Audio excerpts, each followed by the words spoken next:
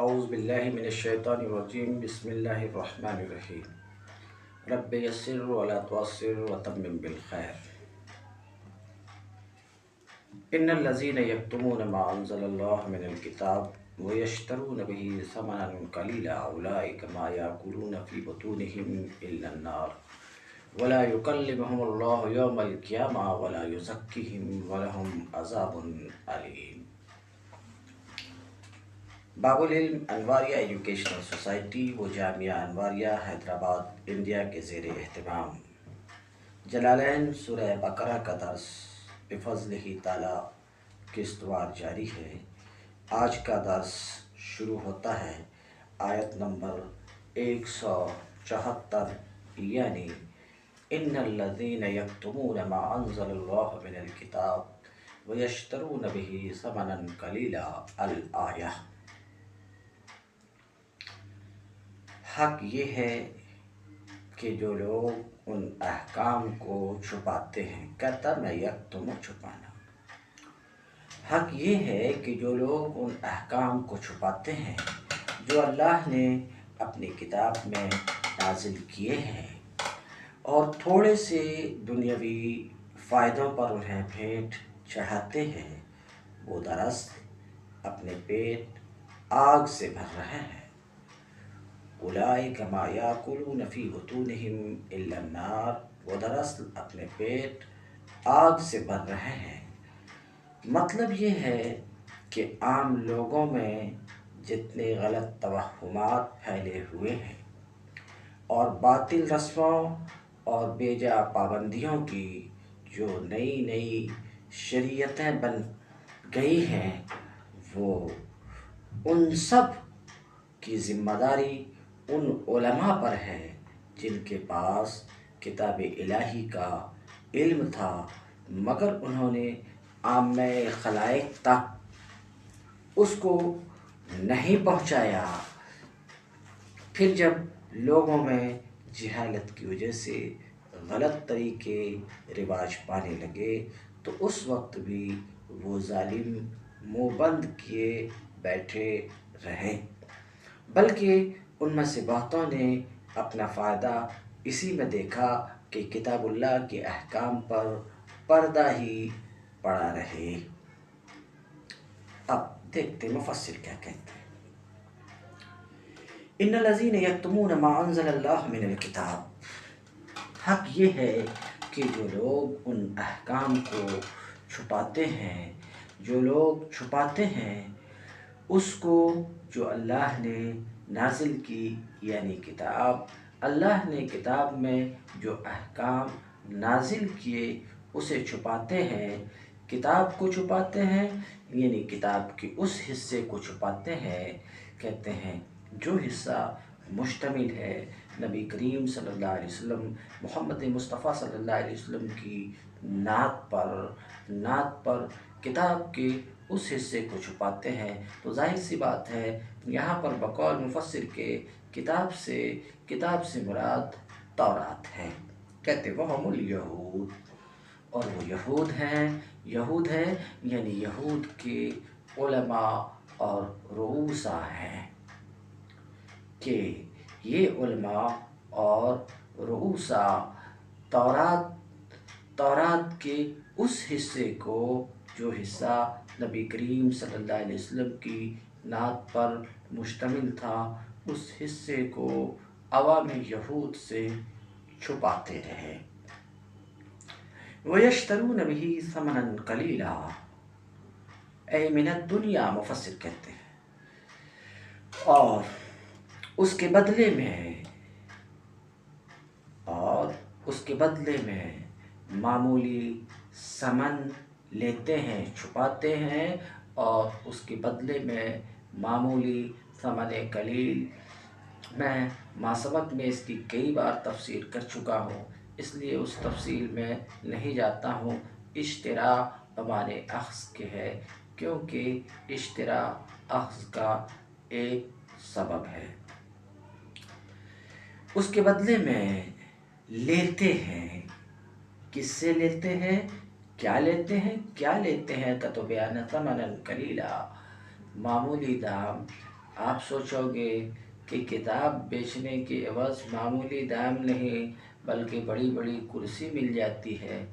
अभी हमने देखा सैयद वसीम रिज़वी को किताब बेचा तो बड़ी ऊंची कुर्सी उसको मिल गई, समझ रहे हैं, बड़ी ऊंची कुर्सी मिल गई।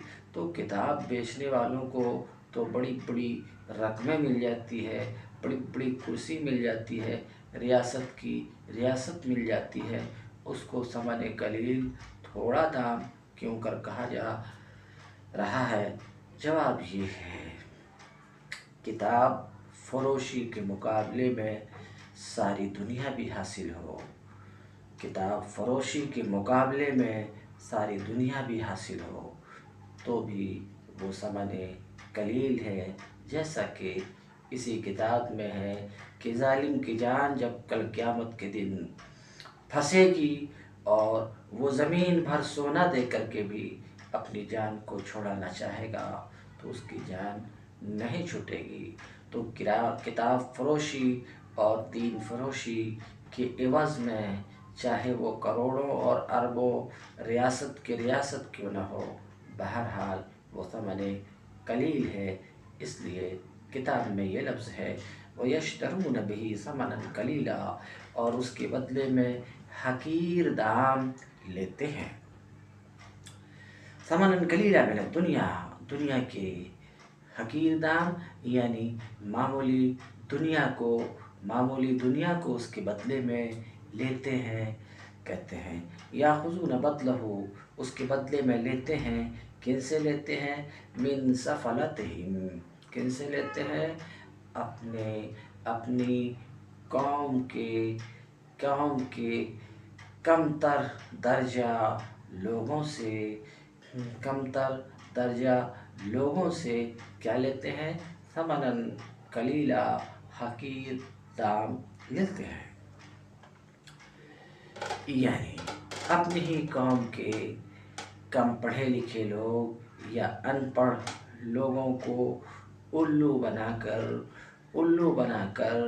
अपनी दुकान सजाते और चलाते हैं, अपनी दुकान सजाते और चलाते हैं। फला युज़हिरूनहु खौफ फौतिही अलैहिम, तो ये यहूद के उलमा और रूसा किताब को ज़ाहिर नहीं करते, यानी किताब के उस हिस्से को ज़ाहिर नहीं करते जो रसूलुल्लाह सल्लल्लाहु अलैहि वसल्लम, मोहम्मद मुस्तफ़ा सल्लल्लाहु अलैहि वसल्लम की नात पर मुश्तमिल है, उसको ज़ाहिर नहीं करते हैं। अपनी कौम के आम लोगों के पास, अवाम में यहूद के पास, यहूद के उलमा और रऊसा उसको ज़ाहिर नहीं करते हैं। खौफ फौतिही अलैहिम, उन दुनिया के फौत होने के डर से कि अगर उसे ज़ाहिर कर देंगे तो हम जो उल्लू बनाकर इनसे अपना घर चला रहे हैं, घर सजा रहे हैं, ये नहीं हो सकेगा, क्योंकि हक़ इन पर मुनकशिफ होगा तो इनका राब्ता बराह रास्त हक़ से होगा, नबी बरहक़ से होगा, मोहम्मद मुस्तफ़ा सल्लल्लाहु अलैहि वसल्लम से इनका राब्ता हो जाएगा। तो फिर हम जो पट्टियाँ पढ़ाकर इनसे फ़ायदा उठाते हैं वो फ़ायदा नहीं उठा सकेंगे। दुनिया जो मेरी सजती है, इनको उल्लू बनाने से सजती है। अगर हक़ इन पर मुनकशिफ हो गया तो हमारी दुकानदारी मांद पड़ जाएगी, बल्कि बंद हो जाएगी। इस वजह से फला युज़हिरूनहु, तो ज़ाहिर नहीं करते हैं उसको, यानी किताब के उस हिस्से को जो नात पर मुश्तमिल है उसको ज़ाहिर नहीं करते हैं। खौफ फौतिही अलैहिम उलाइका मा याकुलून फी बुतूनिहिम इल्ला अन्नार, किताब छुपाकर, हक़ छुपाकर, किताब फरोशी करके جو دنیا یہ حاصل کرتے ہیں، جو مال حاصل کرتے ہیں اور مال کے حاصل کرنے کا بڑا مقصد کھانا ہے، تو وہ مال جو کتاب فروشی اور کتمان کتاب سے ان کو حاصل ہو، وہ مال جو کتمان کتاب سے حاصل ہو، جس کو یہ کھاتے ہیں، وہ مال نہیں کھاتے ہیں، پیٹ میں مال نہیں ڈالتے ہیں، بلکہ اپنے پیٹوں میں یہ علماء یہود اور رؤساء یہود مال نہیں ڈالتے، بلکہ اپنے پیٹ میں آگ ڈالتے ہیں۔ اولئک ما یاکلون فی بطونہم الا النار، یہ لوگ اپنے پیٹ میں آگ کھاتے ہیں، آگ۔ لأنہا معالہ، ایک سوال کا جواب، انہوں تو دانا کھاتے ہیں، مال کھاتے ہیں، آگ تو نہیں کھاتے ہیں۔ تو اس کا جواب دے رہے ہیں، جس دانہ کو کھاتے ہیں اس دانے کا انجام آگ ہے۔ وہ دانہ جسے یہ کھاتے ہیں کتاب چھپا کر جس دانے کو یہ کھاتے ہیں، وہ دانہ انہیں نار جہنم تک پہنچانے والا ہے۔ تو یہ کھانا نار کا سبب ہے۔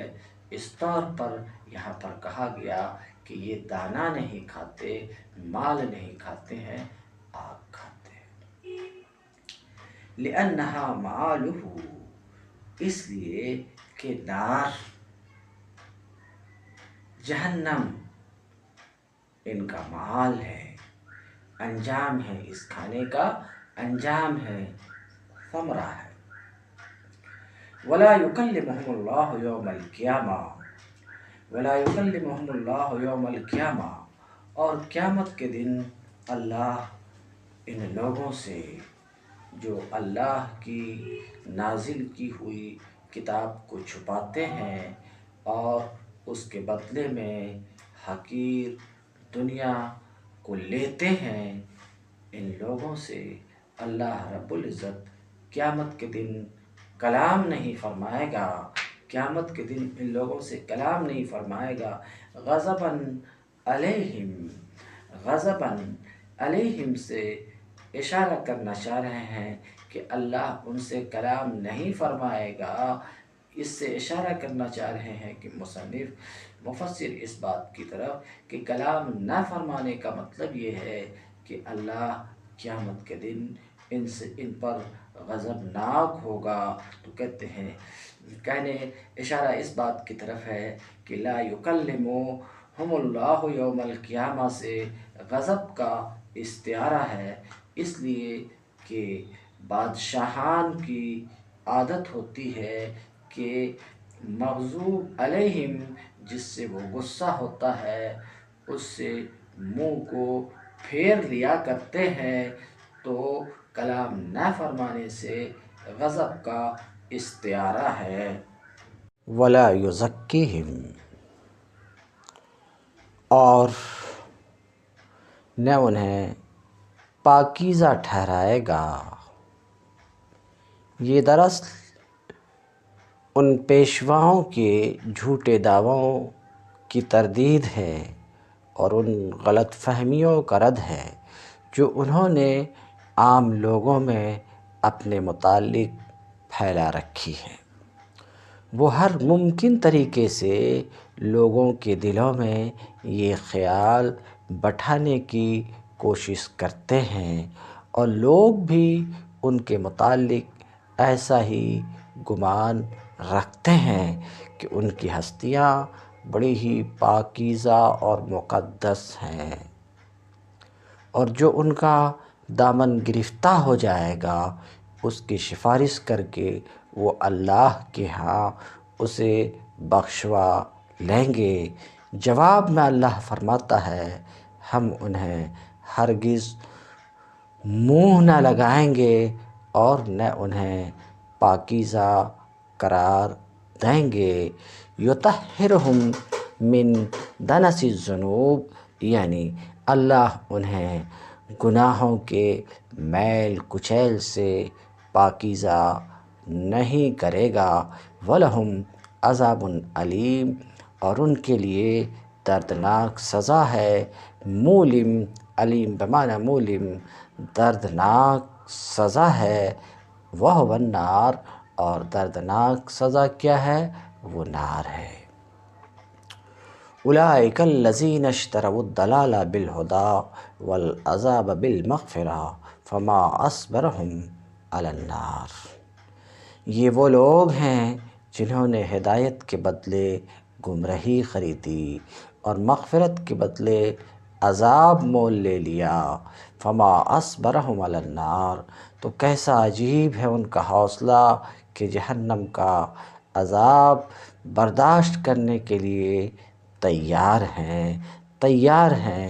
کہتے ہیں اولئک الذین اشتروا الضلالۃ بالہدی اے اخذوها بدلہ، یعنی ہدایت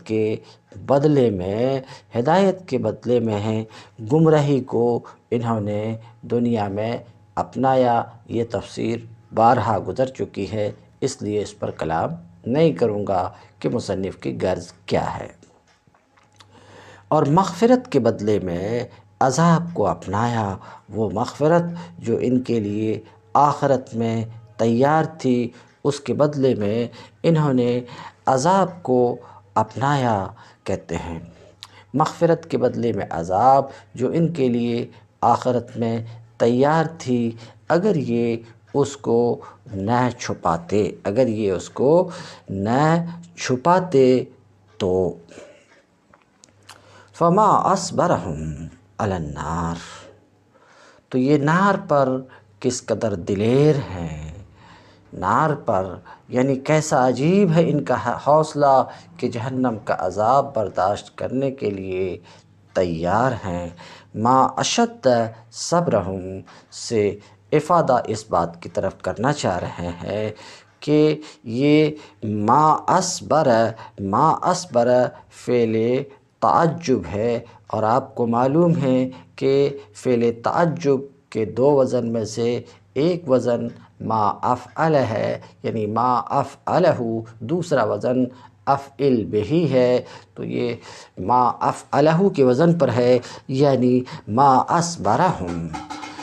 اور تعجب اس کی وجہ انشاء تعجب کے لیے ہے، اس کی وجہ انشاء تعجب کے لیے ہے، یہی اس کی اصل ہے، جیسا کہ بیضاوی نے بھی اس کو ذکر کیا ہے۔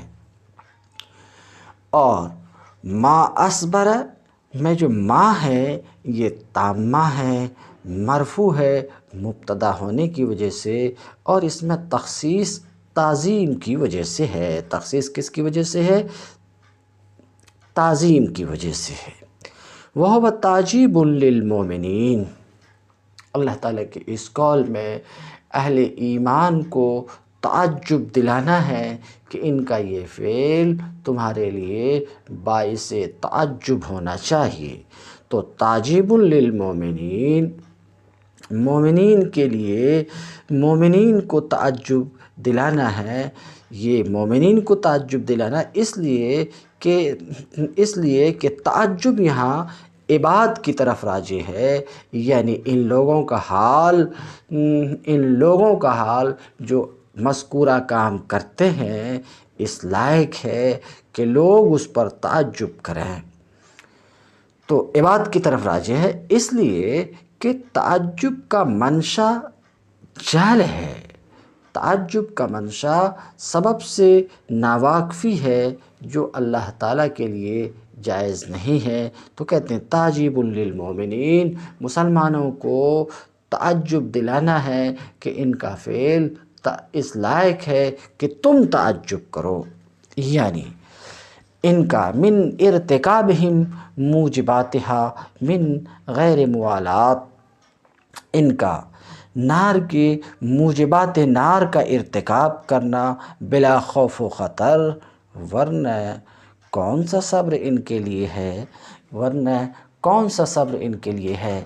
ذالک بأن اللہ نزل الکتاب بالحق وإن الذین اختلفوا فی الکتاب لفی شقاق بعید۔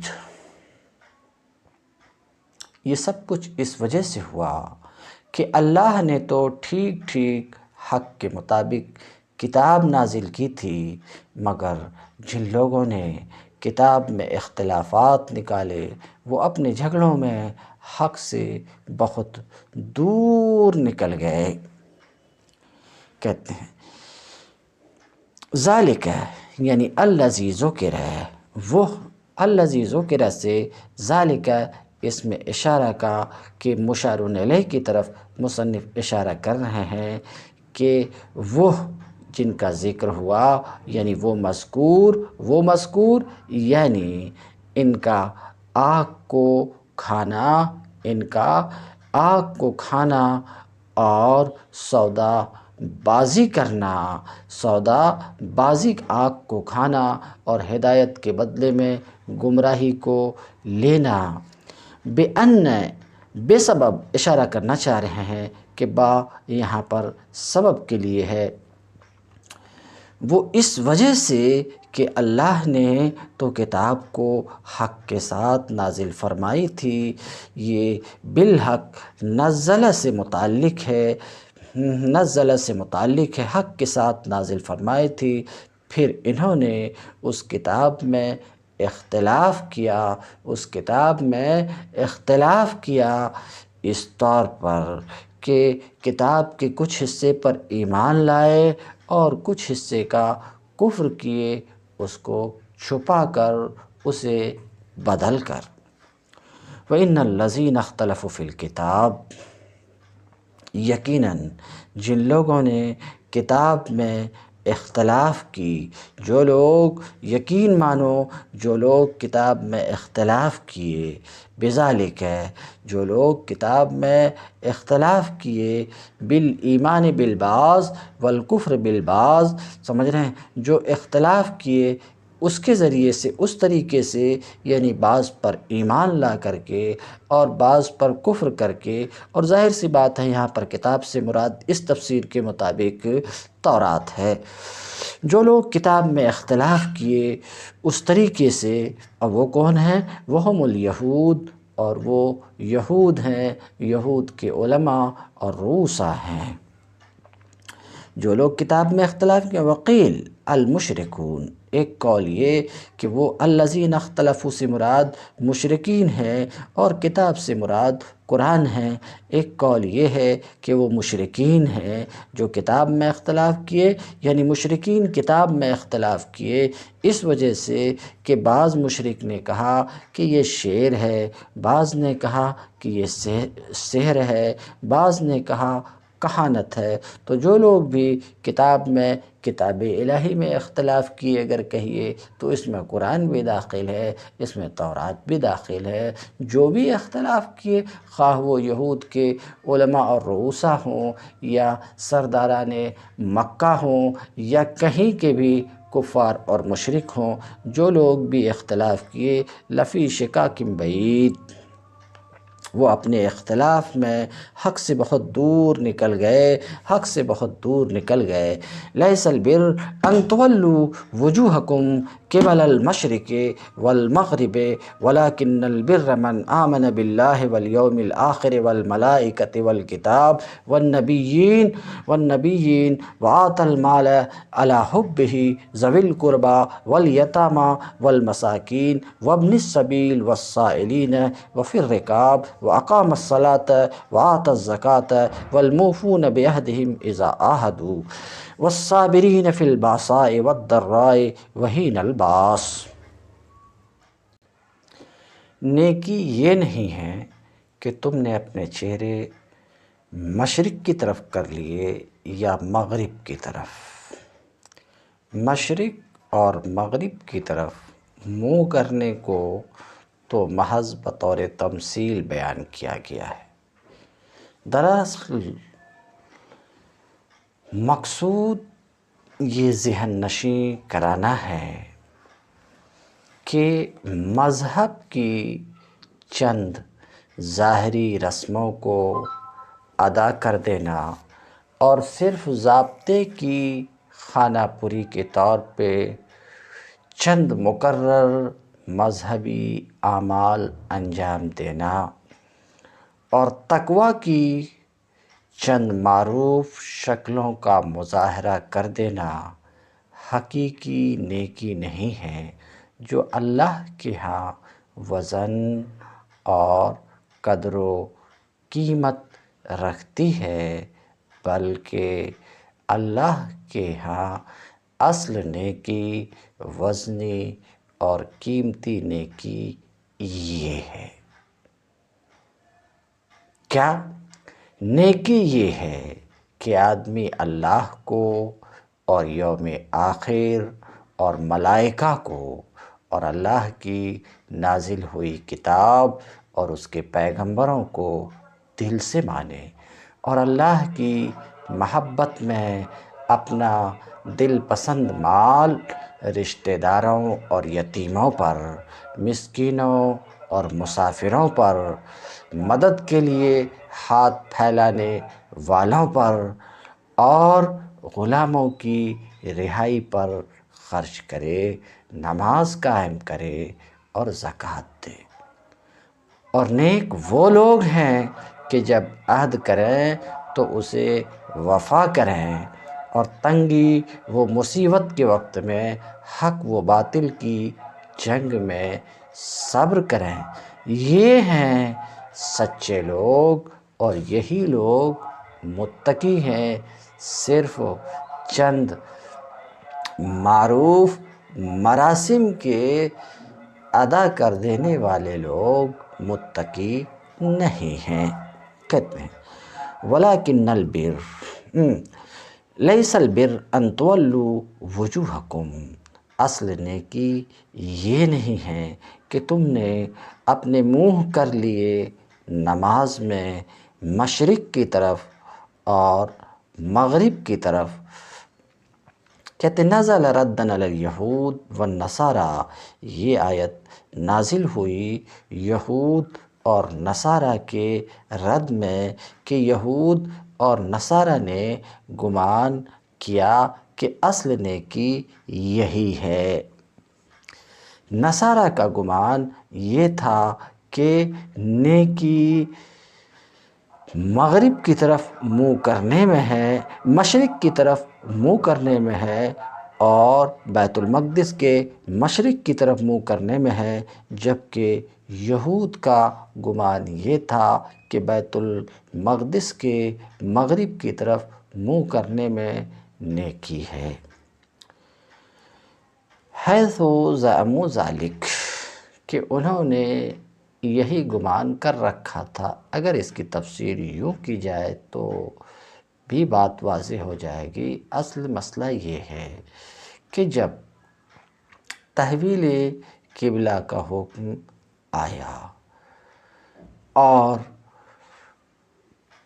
بیت المقدس کے بجائے مستقل طور پر اہل ایمان کا قبلہ کعبہ کو قرار دے دیا گیا، تو یہود کے علماء اور رؤساء اور عوام سب کے سب بیت المقدس کی مرکزیت کے اس بات میں، اس کے قبلے کے اس بات میں اور اس بات میں کہ بس نیکی یہی ہے کہ بیت المقدس کی طرف رخ کر کے نماز ادا کی جائے، اس چیز میں اور اس کے بارے میں بحث و جدال میں ایسے منہمک ہوئے کہ جیسے دنیا میں صرف ایک ہی کام نیک کام ہے اور وہ یہ ہے کہ بیت المقدس ہی کی طرف رخ کر کے نماز ادا کی جائے۔ تو ان کا رد ہے یہاں پر کہ بیت المقدس کی طرف مشرق و مغرب و تمثیل کے طور پر، جیسا کہ میں بیان کر چکا ہوں، اس کی طرف رخ کر کے نماز پڑھ لینا اصل نیکی یہ نہیں ہے، بلکہ اصل نیکی ایمان ہے اور یہ ہے اور یہ ہے، تم بتاؤ تو صحیح کہ تمہارے اندر ایمان بھی ہے، تمہارے اندر یہ باتیں بھی ہیں، تم عہد کے وفا کرنے والے بھی ہو، سختی اور مصیبت کے وقت صبر سے کام لینے والے ہو؟ اگر ہو تو نیک اور متقی ہو، اور اگر نہیں ہو تو صرف بیت المقدس کی طرف رخ کر لینے کی وجہ سے نیک اور متقی نہیں بن سکتے ہو۔ وَلَكِنَّ الْبِرَّ، لیکن نیکی، اے ذل بر، نیک، چونکہ اس کے اوپر من آمن کا حمل ہے، اس وجہ سے یا تو یہاں بر سے پہلے مضاف کو مقدر ماننا پڑے گا، یا من آمنہ سے پہلے بر کو مقدر ماننا پڑے گا عبارت کی صحت کے لیے۔ لیکن ذل بر، نیک، اور مضاف یہاں مقدر ہے، مضاف یہاں پر مقدر ہے۔ اس کی دلیل یہ کہ ایک قرأت میں بر کی جگہ بار بھی ہے، نیک، لیکن نیک وہ ہے جو اللہ اور روز آخر پر ایمان لائے، اللہ اور روز آخر پہ، فرشتے اور کتاب پہ۔ الکتب سے اشارہ کرنا چاہ رہے ہیں کہ الف لام کتاب میں جنس کے لیے ہے، یعنی تمام اللہ کی تمام کتابوں پر ایمان لائے، والنبیین اور پیغمبروں پر ایمان لائے، وَآتَى الْمَالَ عَلَى حُبِّهِ ذَوِي الْقُرْبَى وَالْيَتَامَى، اور اس کی محبت میں، اے مع حبہ سے اشارہ کرنا چاہ رہے ہیں کہ علی مع کے معنی میں ہے، اے مع حبہ لہو، مع حبہ لہو، یہ ضمیر اللہ کی طرف پلٹ رہی ہے یا مال کی طرف پلٹ رہی، یعنی اللہ کی محبت میں مال خرچ کرے رشتہ داروں پر اور یتیموں پر، رشتہ داروں اور یتیموں پر اور مسکینوں اور مسافر پر، والسائلین، اور مدد کی ہاتھ پھیلانے والوں پر، طالبین پر، وفی الرقاب، اور گردن کے چھڑانے میں، گردن کے چھڑانے میں، گردن کے چھڑانے میں، یعنی غلاموں کی رہائی پر خرچ کرے، یہ غلام مکاتب ہوں یا قیدی ہوں۔ وَأَقَامَ الصَّلَاةَ وَآتَى الزَّكَاةَ، اور نماز قائم کرے، اور نماز قائم کرے اور زکوٰۃ ادا کرے، وہ نیک ہے، نیک وہ ہے جو نماز قائم کرے اور زکوٰۃ ادا کرے۔ المفروضہ سے اشارہ کرنا چاہ رہے ہیں کہ یہاں پر زکوٰۃ سے مراد زکوٰۃ مفروضہ ہے، اور ماقبل میں جو وآت المال ہے، مال خرچ کرے، مال خرچ کرے، وہ گفتگو تطوع میں ہے کہ تطوعاً مال خرچ کرے، اور یہاں وآت الزکاۃ یعنی زکوٰۃ ادا کرے جو زکوٰۃ فرض ہے۔ والموفون بعہدہم اذا عاہدوا، اور نیک وہ لوگ ہیں کہ جب عہد کریں تو اسے وفا کریں۔ والموفون بعہدہم اذا عاہدوا، جب عہد کریں تو وفا کریں۔ کس سے عہد کریں؟ اللہ سے عہد کریں تو وفا کریں، یا لوگوں سے عہد کریں تو وفا کریں، وہ نیک لوگ ہیں۔ والصابرین،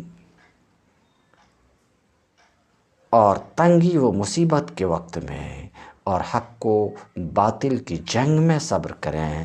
والصابرین کہتے ہیں نصب علی المدح، یہ منصوب ہے مدح کے بنا پر، معنی یہ ہے کہ امدح الصابرین، صابرین لمزیت الصبر، میں صابرین کی تعریف کرتا ہوں۔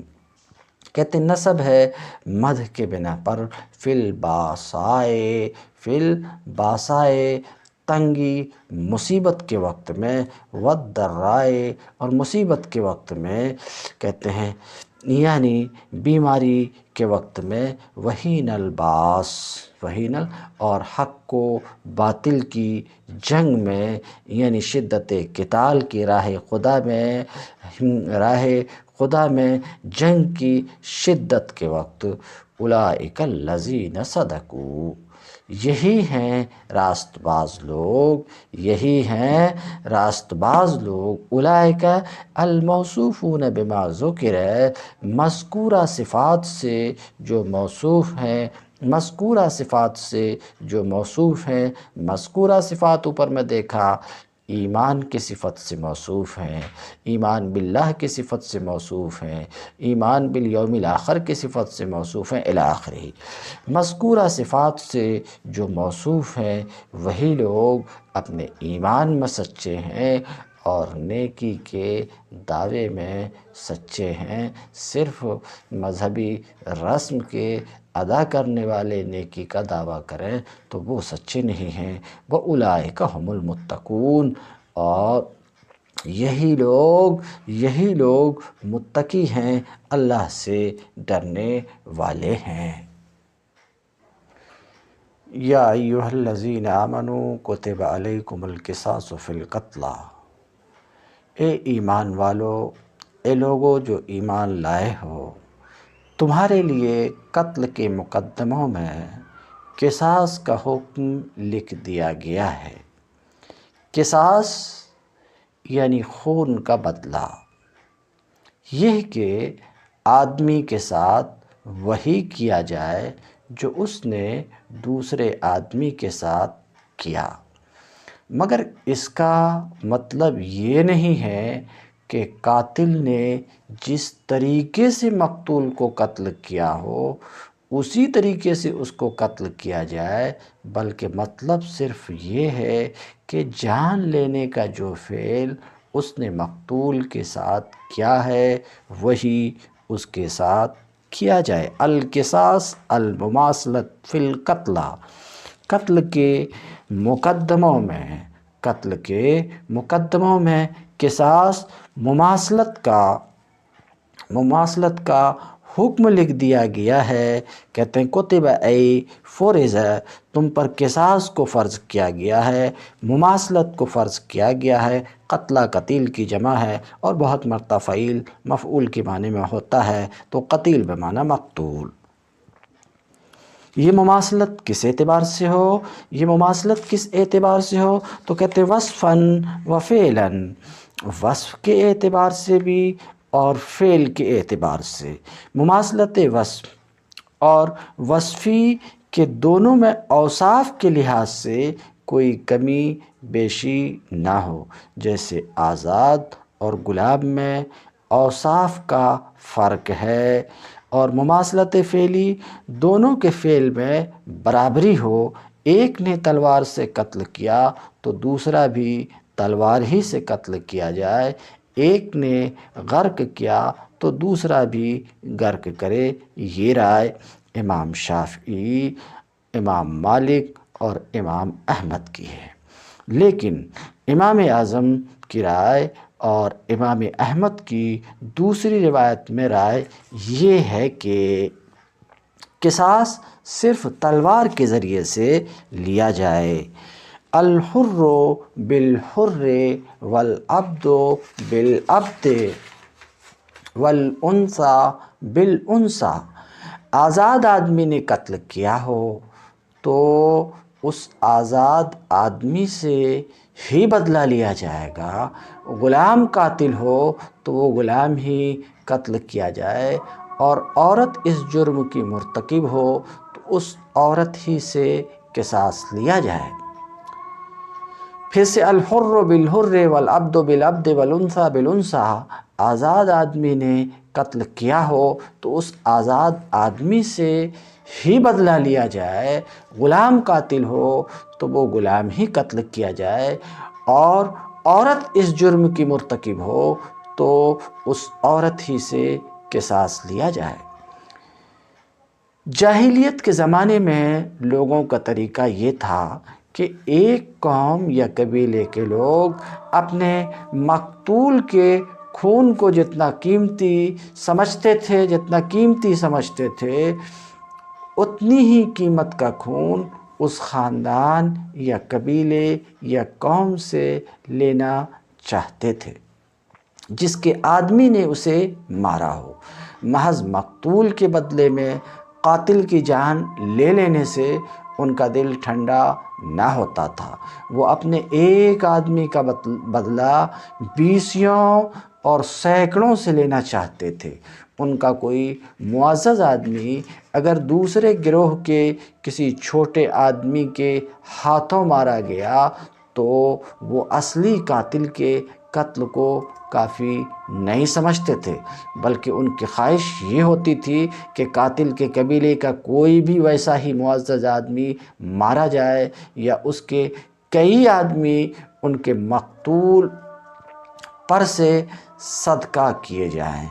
برعکس اس کے اگر مقتول ان کی نگاہ میں کوئی ادنیٰ درجے کا شخص اور قاتل کوئی زیادہ قدر و عزت رکھنے والا شخص ہوتا تو وہ اس بات کو گوارا نہ کرتے تھے کہ مقتول کے بدلے میں قاتل کی جان لی جائے، اور یہ حالت کچھ قدیم جاہلیت ہی میں نہ تھی، بلکہ موجودہ زمانے میں جن قوموں کو انتہائی مہذب سمجھا جاتا ہے ان کے باقاعدہ سرکاری اعلانات تک میں بسا اوقات یہ بات بغیر کسی شرم کے دنیا کو سنائی جاتی ہے کہ ہمارا ایک آدمی مارا جائے گا تو ہم قاتل کے قوم کے 50 آدمیوں کی جان لیں گے۔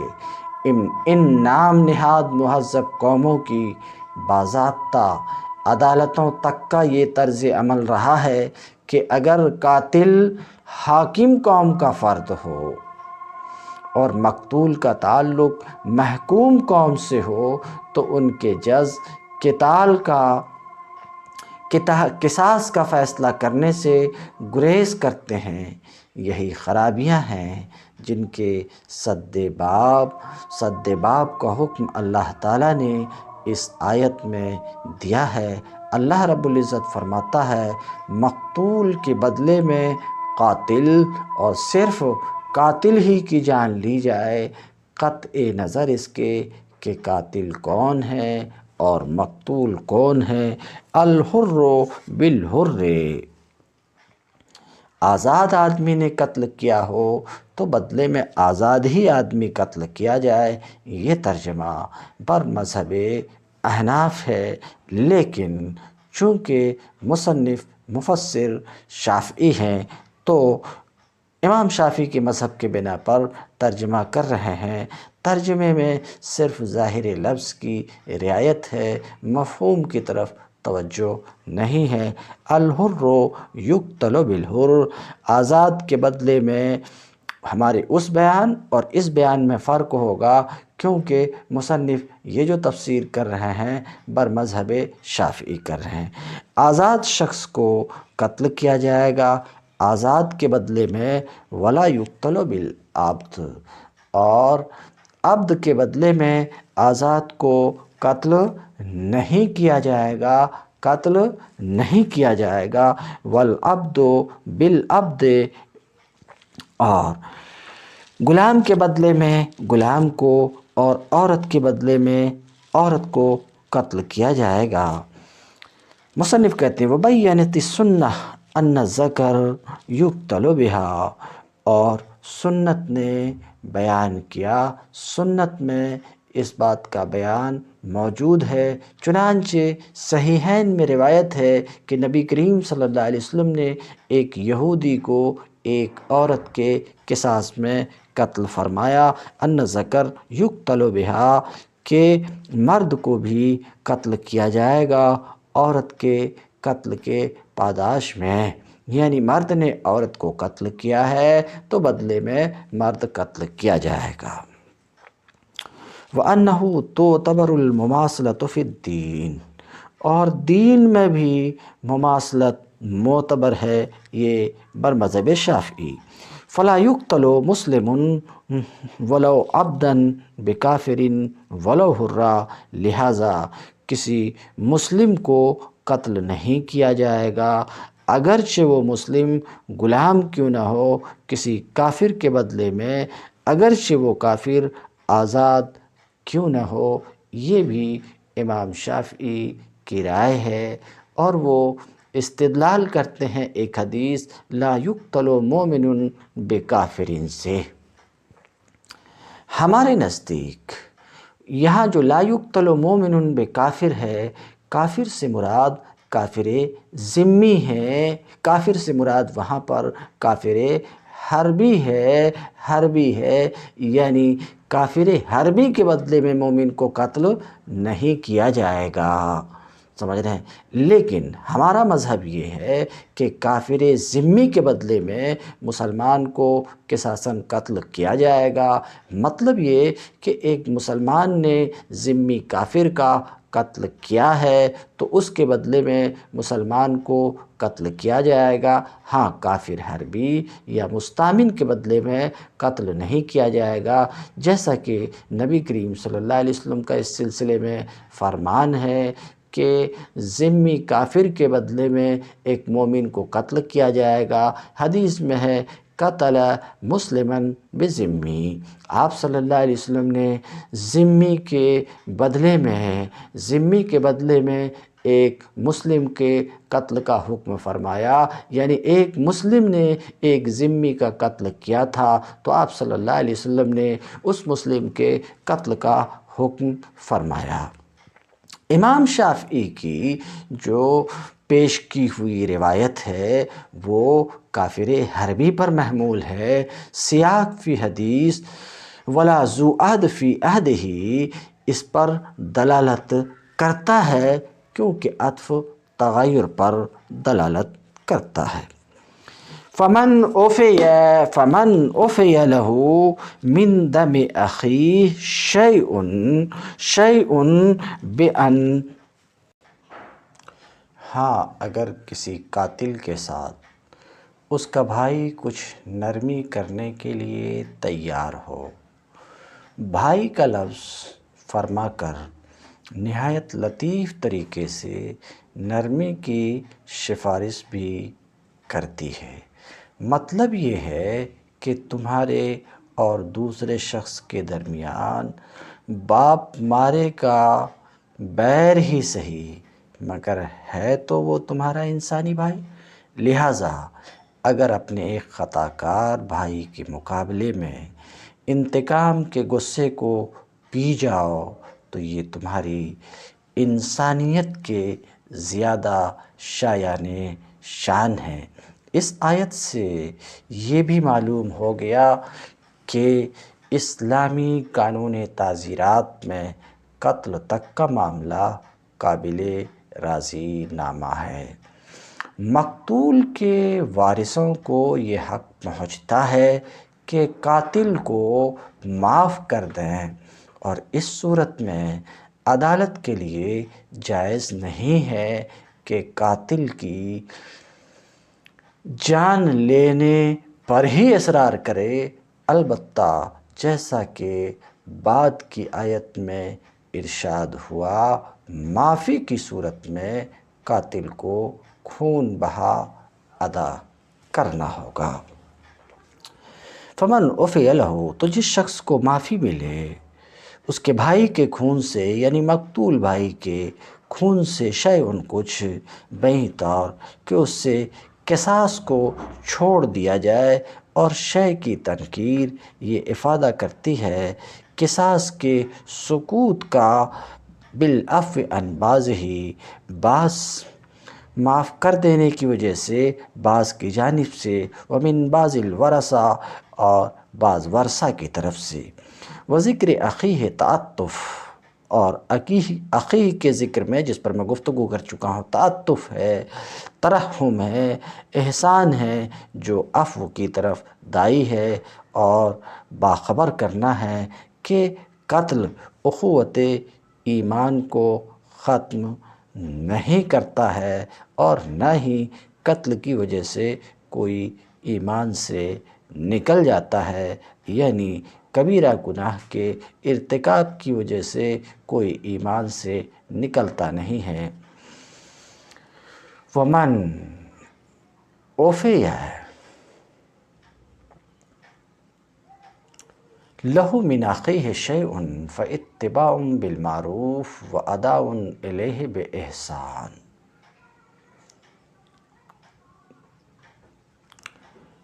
اگر کسی قاتل کے ساتھ اس کا بھائی کچھ نرمی کرنے کے لیے تیار ہو تو معروف طریقے کے مطابق خون بہا کا تصفیہ ہونا چاہیے، اور قاتل کو لازم ہے کہ راستی کے ساتھ خون بہا ادا کرے۔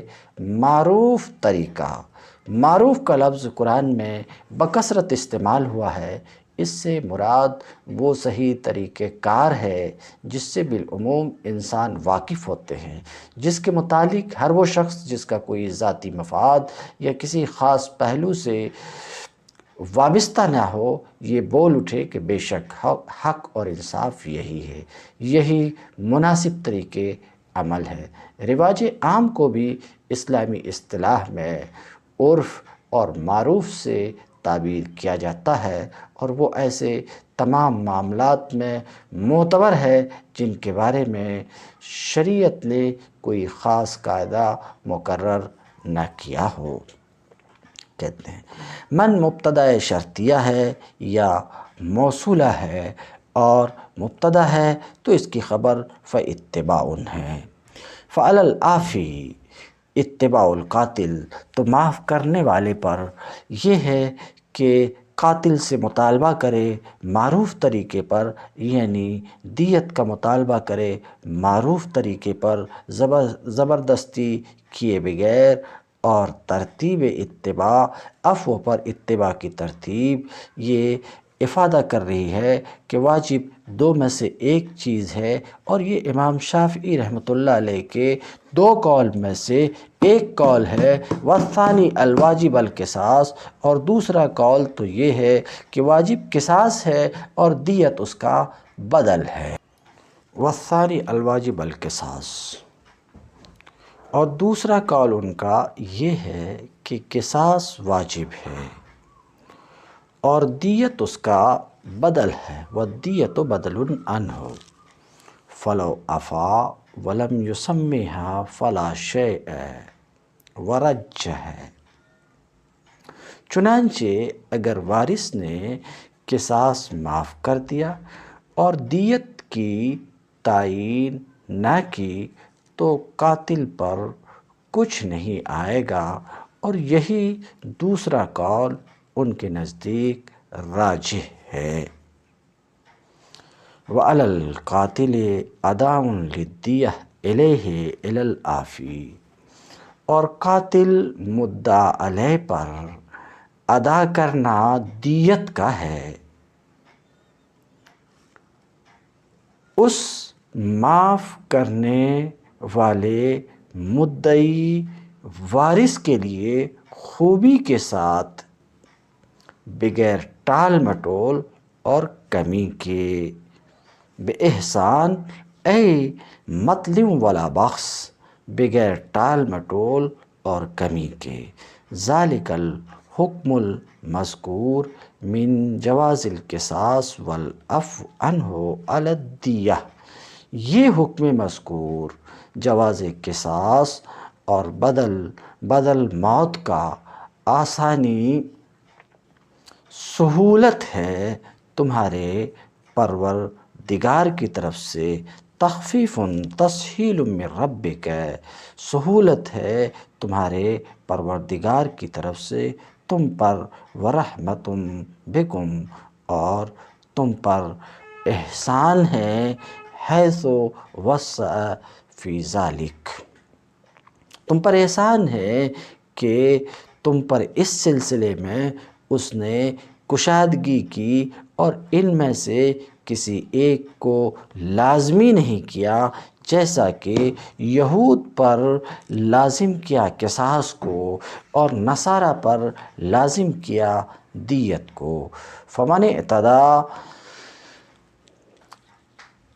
ای ظلم القاتل، تو جو حد سے بڑھے یعنی قاتل پر ظلم کرے، بہیں طور کہ قاتل کو قتل کرے اس کے بعد یعنی معاف کر دینے کے بعد، فلہ عذاب علیم مؤلم فی الآخرہ، تو اس کے لیے دردناک سزا ہے، یعنی آخرت میں دردناک سزا ہے نار کے ذریعے سے، یا دنیا میں دردناک سزا ہے قتل کے ذریعے سے۔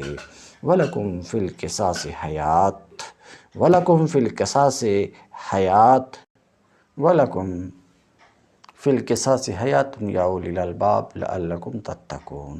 عقل و خرد رکھنے والو، تمہارے لیے قصاص میں زندگی ہے، تمہارے لیے قصاص میں زندگی ہے۔ مثلاً یہ کہ مقتول کا وارث، مثلاً تمہارے لیے قصاص میں زندگی ہے، لعلکم تتقون، امید ہے کہ تم اس قانون کی خلاف ورزی سے پرہیز کرو گے۔ قصاص میں زندگی ہے، یہ ایک دوسری جاہلیت کی تردید ہے جو پہلے بھی بہت سے دماغوں میں موجود تھی اور آج بھی بکثرت پائی جاتی ہے۔ جس طرح اہل جاہلیت کا ایک گروہ انتقام کے پہلو میں افراط کی طرف چلا گیا، اسی طرح ایک دوسرا گروہ عفو کے پہلو میں تفریط کی طرف گیا ہے۔ اس نے سزائے موت کے خلاف اتنی تبلیغ کی ہے کہ بہت سے لوگ سزائے موت کو ایک نفرت انگیز چیز سمجھنے لگے اور دنیا کے متعدد ملکوں نے اسے بالکل منسوخ کر دیا ہے۔